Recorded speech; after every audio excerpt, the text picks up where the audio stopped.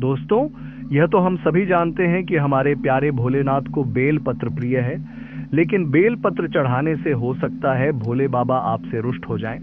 जी हाँ, तो चलिए वीडियो शुरू करते हैं और बताते हैं आपको कि क्यों उनके अत्यंत प्रिय बेल पत्र से हो सकता है आपको उनकी नाराजगी का सामना करना पड़े। दोस्तों, अगर आप हमारे चैनल पर पहली बार आए हैं तो चैनल को सब्सक्राइब कर लीजिए ताकि हम ऐसी बातें आपके लिए खोज कर लाते रहें और आपका प्यार पाते रहें। बेल पत्र तो भोले बाबा को प्रिय है, फिर क्यों होते हैं वो नाराज? तो दोस्तों, अगर आप सोमवार के दिन बेल पत्र तोड़कर शिवलिंग पर अर्पित करते हैं तो फिर तो माफी मांग लीजिए और आज से ही सोमवार के दिन बेल पत्र तोड़ना बंद कर दीजिए।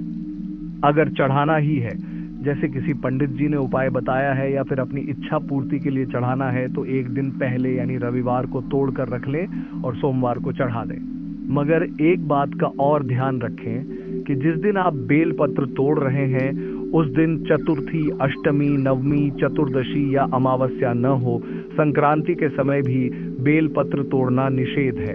हम जानते हैं कि आप पूरे भाव, निष्ठा और भक्ति में लीन होकर भोले बाबा की पूजा करते हैं और हम यही चाहते हैं कि भोले बाबा आपकी हर इच्छा पूरी करें, इसलिए आपको हिंदू शास्त्र के अनुसार यह बता रहे हैं। अब चाहे तो आप माने या फिर अपने गुरुजी से भी पूछ सकते हैं। अगर आपको भोले बाबा की कृपा पानी है तो बाबा तो वैसे ही भोले हैं, आपके भाव से ही खुश हो जाएंगे। लेकिन आप उन्हें क्या अर्पित कर सकते हैं यह भी जान लीजिए।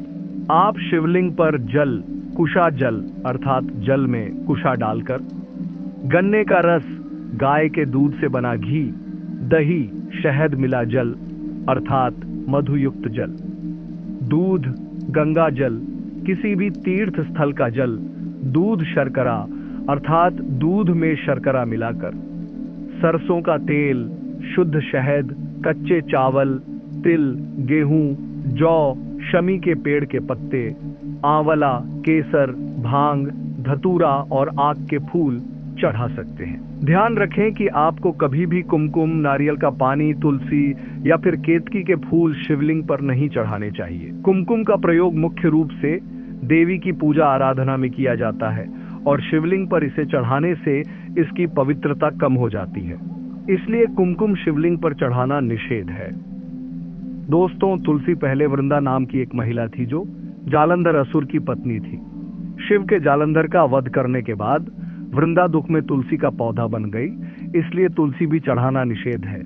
नारियल का पानी वैसे तो अपनी मिठास और ताजगी के लिए जाना जाता है, लेकिन यह समुद्र के किनारे होने के कारण उसके पानी से प्रभावित होता है और हिंदू धर्म में समुद्र का पानी अशुद्ध माना जाता है, इसलिए नारियल का पानी चढ़ाने से पूजा की पवित्रता भंग हो जाती है। आइए यह भी जान लें कि केतकी के फूल क्यों निषेध हैं।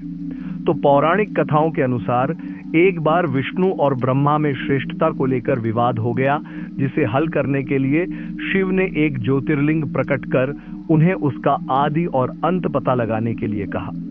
जो पहले पता लगाता वह श्रेष्ठ कहलाता।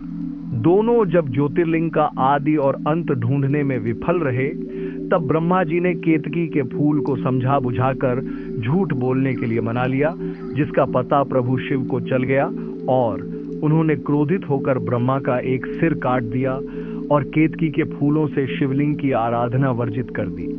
तो दोस्तों, आशा है अब आप जान गए होंगे कि आप शिवलिंग पर क्या चढ़ा सकते हैं और क्या नहीं। हमें पूरी उम्मीद है कि यह जानकारी आपके काम आएगी और आप भोले बाबा की कृपा के पात्र बनेंगे।